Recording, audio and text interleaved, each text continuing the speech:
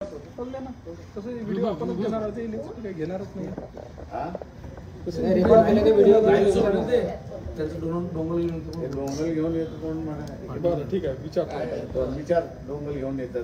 नाही सर, पत्रकार दिनाचा कार्यक्रम चालू आहे ना, अर्धे पत्रकार पुढे लटकले सर सगळे. एकच मिनिटात विचारून घेतो. एक मिनिट अमर, तुम्हाला किती वेळ आहे? प्रेस तुमच्यासाठीच थांबलेले आहेत. किती वेळ लागेल तुम्हाला पोहोचायला? बरं ठीक आहे. तोपर्यंत निवेदन करायला सांगा. लिंक होईल ना, लिंक सगळं अमरावती ब्रेकिंग वर टाकली आहे लिंक. सर निवेदन सुरू करा.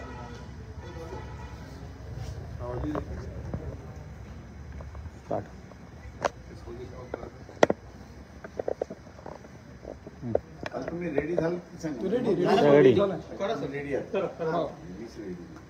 ओके.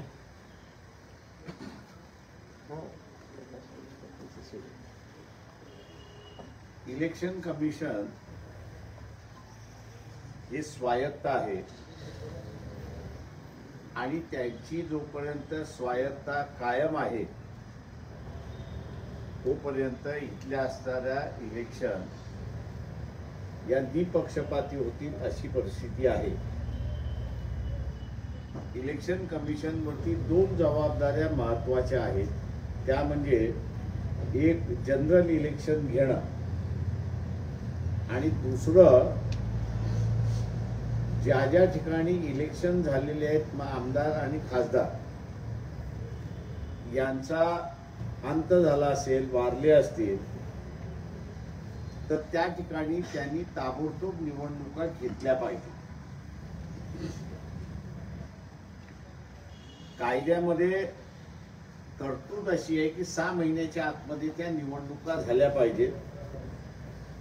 पण याच्या अगोदरचे जे सगळे इलेक्शन कमिशन होते, या इलेक्शन कमिशनने त्या मतदारसंघातल्या लोकांना वंचित राहू नये म्हणून महिना सव्वा महिन्यामध्ये इलेक्शन लावल्या. त्या इलेक्शन झाल्या आणि दिवंगत आमदाराच्या जागी नवीन आमदार त्या ठिकाणी निवडून आला अशी परिस्थिती होती. खासदार असेल. आपल्याला आता असताना दिसतंय की इलेक्शन कमिशन मनमानी पद्धतीने कामकाज करायला लागलेलं आहे. कायदा पार्लमेंटने मंजूर केला आहे, त्याला मान्य करत नाही, तशी असणारी परिस्थिती आहे. कोर्टाने सुद्धा इलेक्शन कमिशनला की तुमची ज्यावेळेस ड्युटी आहे आणि तुमचं एकमेव ड्युटी आहे की इलेक्शन कंडक्ट करणं, ते तुम्ही घेत का नाही याची चौकशी केल्यानंतर त्यांनी उत्तर काय दिलं तर मणिपूर मधल्या घटनेमुळे आम्ही घेऊ शकत नाही. नॉर्थ ईस्ट मधली परिस्थिती बरोबर नाही हे आपण त्या ठिकाणी मानू शकतो, परंतु परिस्थिती हाताबाहेर आहे. या कारणास्तव इलेक्शन कमिशनला इलेक्शन पुढे ढकलण्याचा अजिबात अधिकार नाही. इलेक्शन डिक्लेअर झालं आणि वॉर सुरुवात झाली. वॉर सुरुवात झाली म्हणून इलेक्शन कमिशनला इलेक्शन पुढे ढकलता येत नाही अशी असणारी परिस्थिती आहे. एकदा इलेक्शन डिक्लेअर झालं की ते चक्र पूर्णपणे फिरलं पाहिजे आणि ते पूर्णपणे फिरल्यानंतरच त्या ठिकाणी थांबता अशी असणारी परिस्थिती आहे. तीच परिस्थिती एखादा आमदार किंवा एखादा खासदार दिवंगत झाला तर त्या मतदारसंघामध्ये ते चक्र पुन्हा 6 महिन्याच्या आतमध्ये फिरलं पाहिजे अशी असणारी परिस्थिती आहे. इलेक्शन कमिशन कायद्याने वागत नाही, ते सरकारच्या इशाऱ्यावरती चाललंय अशी असणारी परिस्थिती आहे.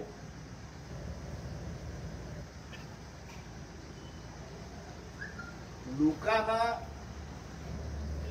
येणारं सरकार हे माझं सरकार आहे या दृष्टीने इलेक्शन मधली स्वच्छता, प्युरिटी ज्याला आपण म्हणतो, निपक्षपाती आपण म्हणतो, हा राहिला पाहिजे. या दृष्टीने लोकांनी पाहणं आता महत्वाचं आहे. इथले राजकीय पक्ष भूमिका घ्यायला त्या ठिकाणी भीतात आहेत, घाबरतात आहेत. इलेक्शन मध्ये जीत आणि पराजित हा ठरलेला आहे. कोणतरी जिंकेल आणि कोणतरी हारेल अशी परिस्थिती आहे. परंतु सिस्टम जी आहे, व्यवस्था जी आहे, या व्यवस्थेशी राजकीय पक्षाने इमानदार राहिलं पाहिजे, ही किमान अपेक्षा आहे. त्याच्याच बरोबर इलेक्शन कमिशनने अधिक इमानदार राहिलं पाहिजे. याचं कारण की त्या इलेक्शन घडवून आणणं, निपक्षपाती घडवून आणणं ही त्यांची असणारी जबाबदारी आहे. मुंबई हायकोर्टाने इलेक्शन घ्या म्हणून असे असणारे आदेश दिले, कायद्याला धरून आदेश दिले, तरी ही इलेक्शन घेत नाही. आम्ही सुप्रीम कोर्टामध्ये अपील करू म्हणून त्या ठिकाणी सांगतात आहे. अशा पद्धतीचे जे इलेक्शन कमिशन माजलेलं आहे आणि संविधानिक चौकट मोडायला निघालेले आहेत,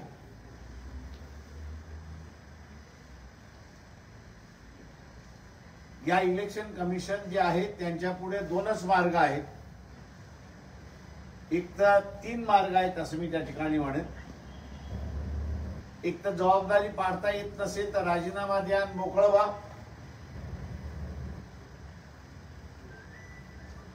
दुसरा, जी संविधानिक जबाबदारी आहे बाय इलेक्शन घेणं,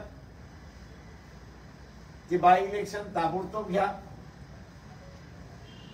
या 2 गोष्टी झाल्या नाही तर जनतेला तिसरी गोष्ट या ठिकाणी करावी लागेल, आणि ती म्हणजे ज्या ज्या ठिकाणी इलेक्शन कमिशन जाणार आहे त्या ठिकाणी जनतेने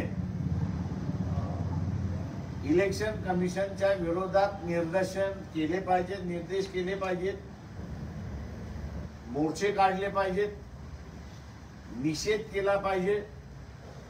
आणि तेही करून ऐकत नसतील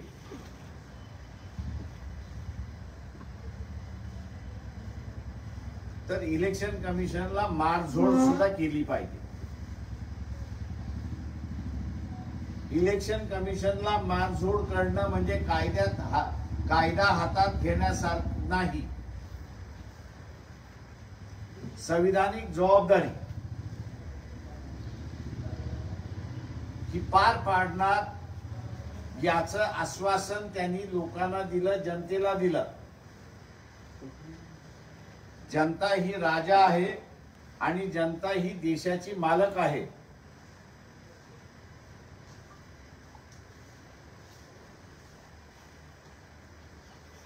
नियमाप्रमाणे इलेक्शन कमिशनला त्याचा पूर्ण वेळ झाल्याशिवाय काढता येत नाही.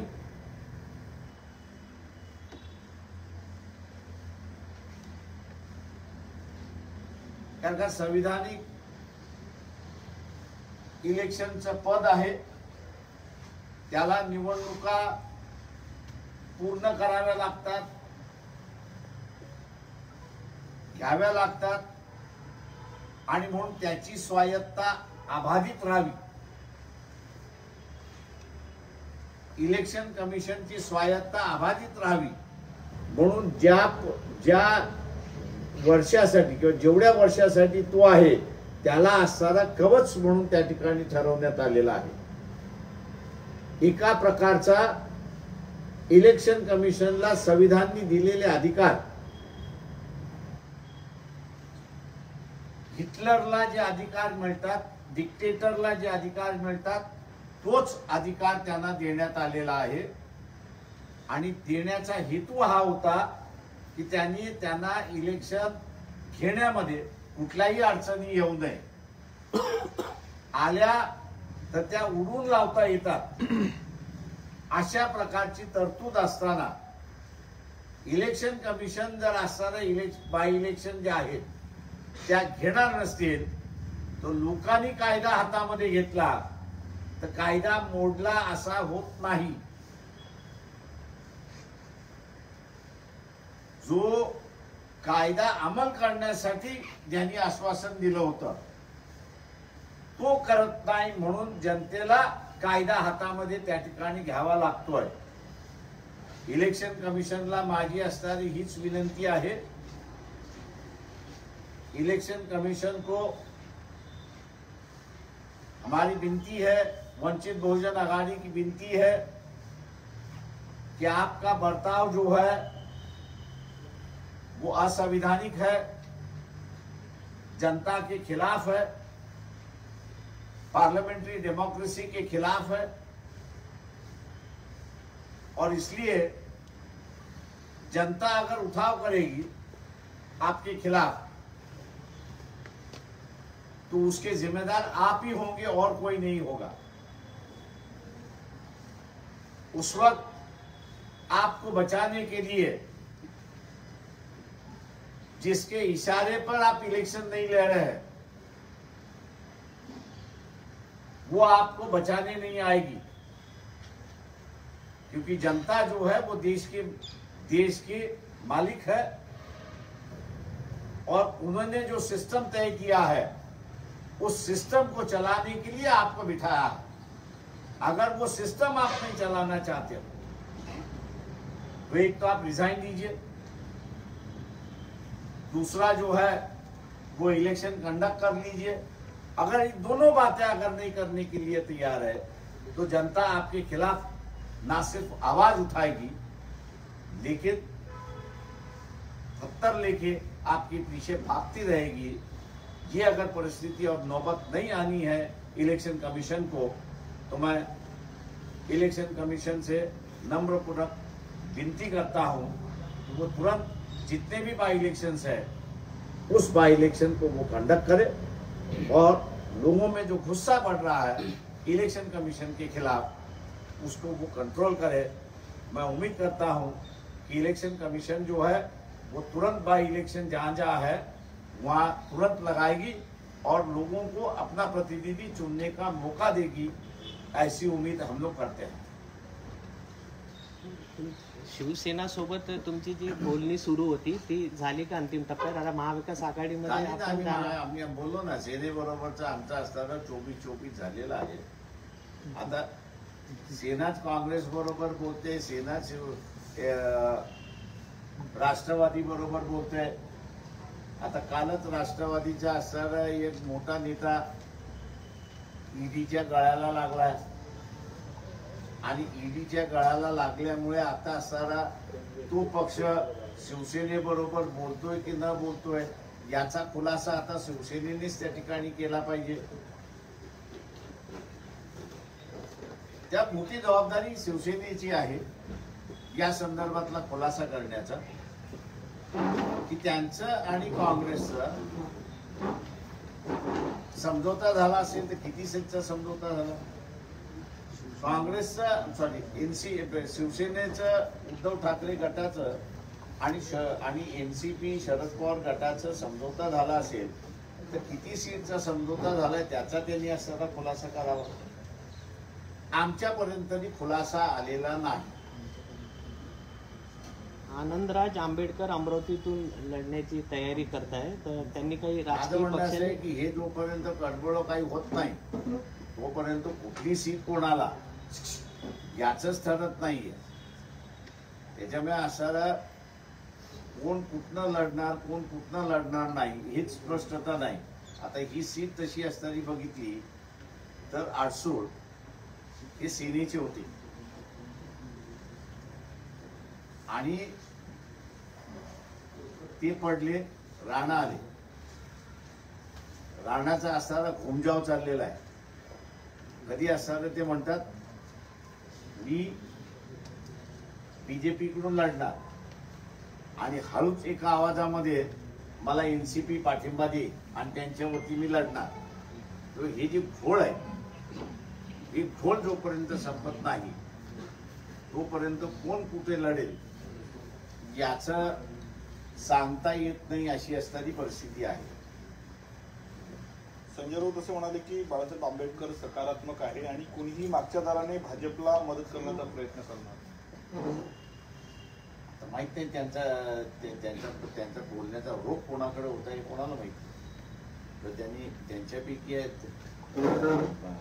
तिथे सेना आणि वंचित बहुजन आघाडी याच्यामधला 24-24चा फॉर्म्युला ठरलेला. आता हा इशारा संजय राऊत यांचा राहिले 2 पक्ष की ज्यांच्याबरोबर युती झालेली नाही. आता त्याच्यापैकी कोणाकडे आहे हा संजय राऊत यांनी असताना खुलासा करा. आठवले साहेबांनी तुम्हाला त्यांचं मंत्रिपद देण्याचं कबूल केलं, त्यांच्यासोबत बोलावलं तुम्हाला? मी असताना जे आहे ना मंत्री व्हायचं असतं, माझ्या 25व्या वर्षीच मंत्री झालं. त्याच्यामुळे असताना मंत्री माझ्या पाठीमागे पळत असतात, मुख्यमंत्री सुद्धा पळत असतात. किंवा मी जिथे पळवणार आहे तिथे असताना पदाच्या पाठीमागे मी पळत. संजय राऊत असे म्हणाले की भाजप मोदींना विष्णूचा 13वा अवतार मानत आहे, तर मग बॅलेट पेपरवर निवडणूक घेण्यासाठी काय घेतली पाहिजे ते त्यांनीच बघत असत, माझं काही.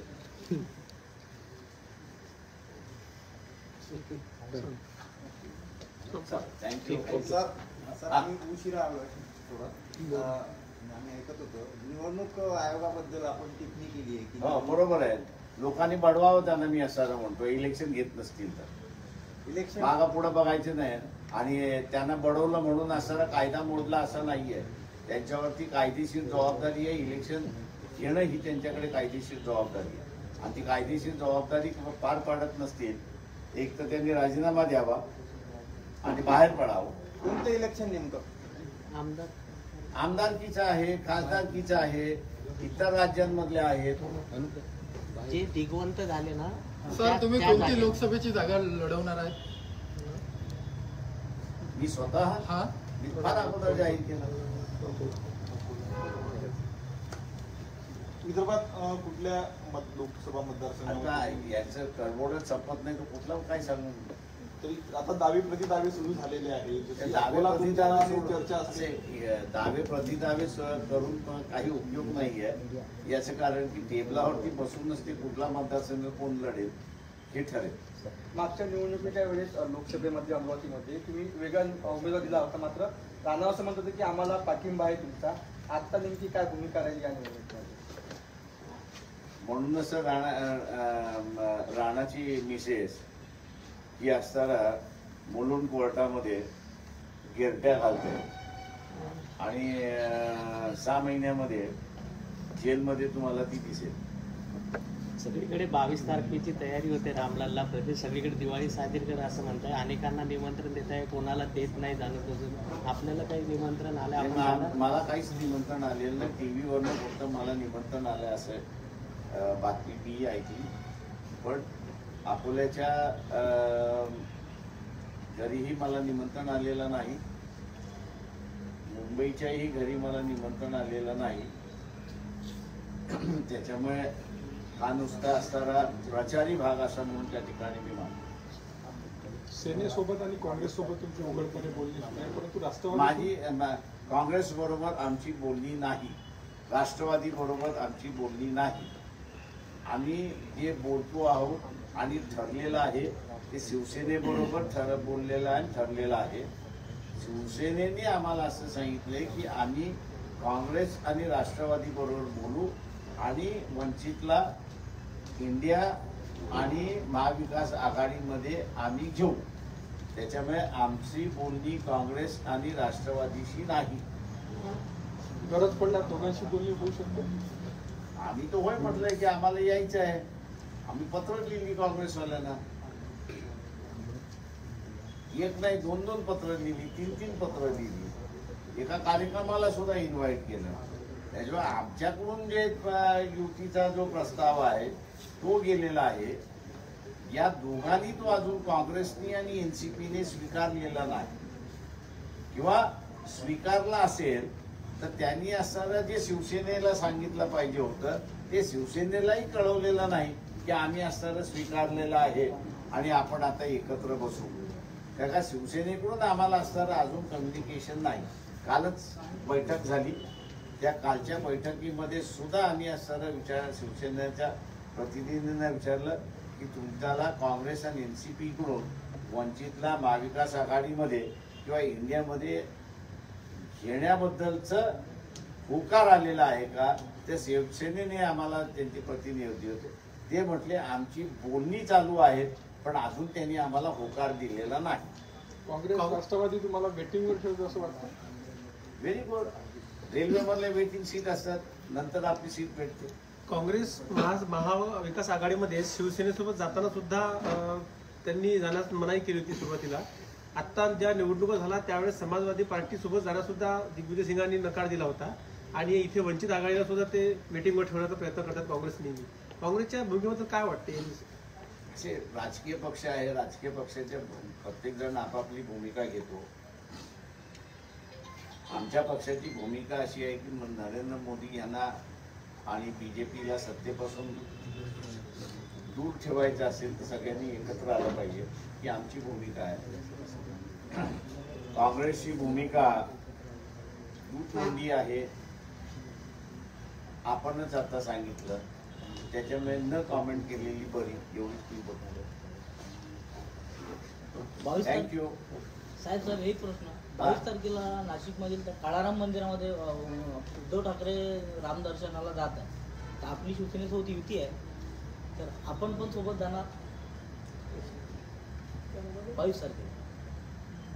असं मी कुठं वाचलेलं नाही अजून की मग उद्धव ठाकरे जाणार आणि ते आहे. त्यांनी आणि असं जे काही मी वाचलेलं आहे तेवढं एक आहे की अयोध्येला त्यांना बोलवण्यात आलेलं नाही आणि त्याच्याबद्दल त्यांनी असणारा राग व्यक्त केला, एवढं फक्त माझ्या वाचण्यात आलेलं आहे. मी चेक केल्यानंतर मग त्याचं उत्तर देतो. अयोध्येचं निमंत्रण आपल्याला आलं तर आपण जाणार का? पार्टी ठरवली. ठीक आहे, चला, थँक्यू.